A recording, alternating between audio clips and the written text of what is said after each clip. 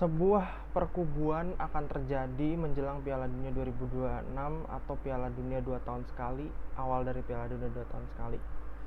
Di analisa Santo yang mengudara kembali ini, gue akan membahas kembali seputar sepak bola pastinya, dan juga tentunya kali ini akan ngebahas tema pertama dari series Piala Dunia 2 tahun sekali ini adalah narasi tentang jatuh perkubuan dari empat konfederasi yang berkubu dalam mendukung Piala Dunia 2 tahun sekali dan menentang Piala Dunia 2 tahun sekali. Kita bicara dari kubu penentang dulu ya. Kubu penentang ini ada dari konfederasi besar yaitu CONMEBOL dan UEFA. Nah, kita buka dengan cerita ini ya. Jadi CONMEBOL dan UEFA sudah punya wacana di tahun 2024, which is itu pada saat jelang gelaran Euro dan Copa Amerikanya mereka ini, mereka akan menjadwalkan sebuah kompetisi Nations League yang mempertemukan 10 negara CONMEBOL dengan 55 negara UEFA.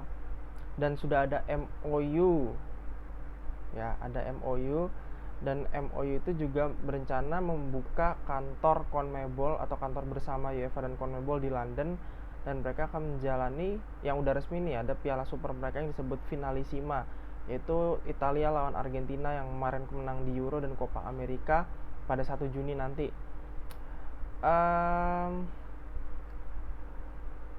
Zbigniew Bonek bilang memang belum ada format jelasnya, tapi bakal ada 6 tim CONMEBOL bisa gabung di Liga A yang diisi timnas topnya Eropa, dan 4 tim di Liga B divisi 2. Terus semua bakal dimainin di Eropa rencananya untuk menghindari sibuknya perjalanan pesawat yang bikin capek dan mahal. Rencana ini sudah diwacanain, ternyata tujuannya adalah untuk menandingi Piala Dunia 2 tahun sekali atau Billennials. Sebenarnya ada banyak alasan juga ya kita harus lihat Piala Dunia Billennial. Nanti gue akan jelasin, tapi itu dari pihak mereka ya. Jadi ini tujuannya untuk tandingannya mereka. Jadi udah pasti mereka menentang nih UEFA dan CONMEBOL membuat rencana Nations League bersama. Nah, kemudian dari kubu pendukung yang jelas pengen banget punya prestasi lebih untuk tampil di Piala Dunia, yaitu adalah Qatar, Asia, AFC, dan CONCACAF. Lewat apa jalurnya? Jadi jalurnya adalah CONCACAF akan rutin mengundang Qatar yang which is tuan rumah Piala Dunia 2022 nanti untuk terlibat di Piala Emas lagi di tahun 2023. Ini sebenarnya awal dari kerjasama, karena ada kerjasama dari grassroots, pembinaan grassroots, kerjasama perwasitan. Ini juga sama dengan UEFA dan CONMEBOL. Mereka awalnya kerjasama karena ada kerjasama perwasitan, lalu kemudian ada sponsorship. Jadi Qatar Airways juga menjadi sponsor utama untuk Piala Emas. Nah, makanya itu Qatar juga, ini kan juga perusahaan maskapai penerbangan milik negara mereka. Jadi Qatar diwajibkan diundang untuk dalam hal ini. Dan padahal sebenarnya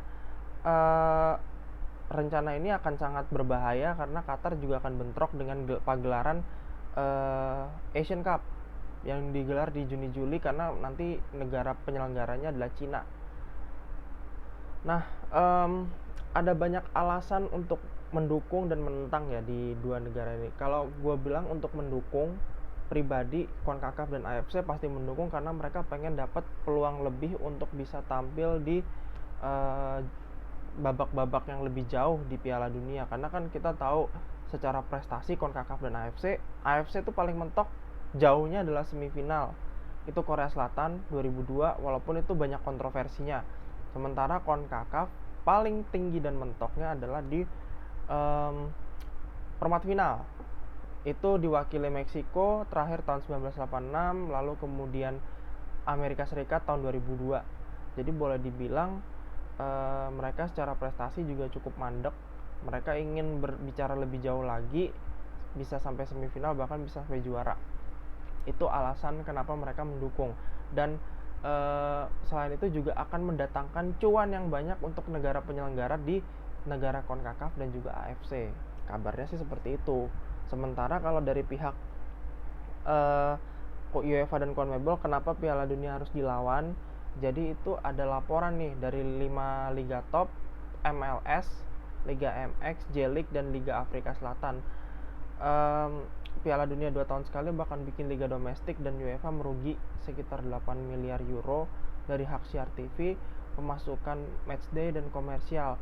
Meski cuma, nah ini balik lagi ke bahasan yang Nations League-nya UEFA dan CONMEBOL. Meskipun ini persahabatan kompetitif, mereka yakin rencana ini bakal bikin Piala Dunia Bilenial bakalan kalah, mengingat kedua konfederasi ini kan yang terkuat ya, dari 21 gelaran sampai 2018 mereka yang menguasai. CONMEBOL juara 9 kali, UEFA 12 kali juara. Sebenarnya nah kita balik ke CONCACAF ya. CONCACAF sebenarnya juga punya Nations League sendiri sih. Nations League sendiri yang kemarin baru finalnya Amerika yang menang. Dan kita harus ingat Nations League ini kan intinya adalah menyiasati laga uji coba non kualifikasi supaya tingkat prestasinya lebih tinggi.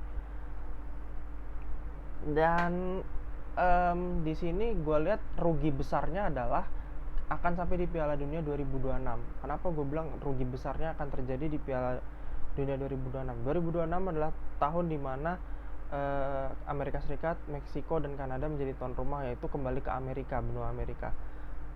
Kalau sampai CONCACAF dan CONMEBOL berkubu dengan UEFA, dengan AFC, ini akan membahayakan eksistensi mereka juga sebagai benua yang pengen bersaing, pengen bisa dikenal lebih terpandang daripada Eropa, karena mereka sudah terpecah suaranya, yang satu mendukung Piala Dunia Bilenial, yang satu menentang. Dan menurut gue ini akan menyengsarakan juga bagi peluang negara-negara CONCACAF yang sudah pengen dari dulu tampil di Copa America. Tidak bisa terjadi karena akibat perkubuan ini.